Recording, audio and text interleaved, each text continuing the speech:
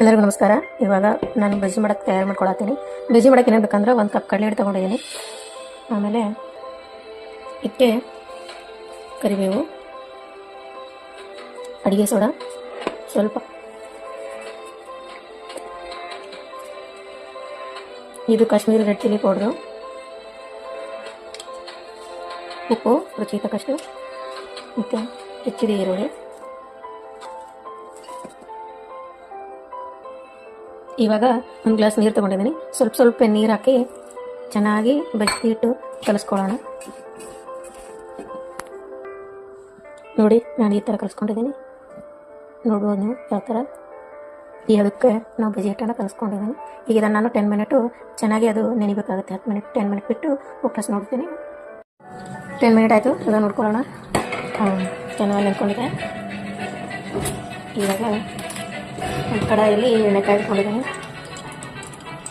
ಈ ಥರ ಕಣಕಲುಗಳು ಈ ಥರ ಬಂದಿದೆ ಅಂದರೆ ತಿಳ್ಕೊಬೇಕು ಎಣ್ಣೆ ಕಾಯ್ದಿದೆ ಅಂತ ಅರ್ಥ.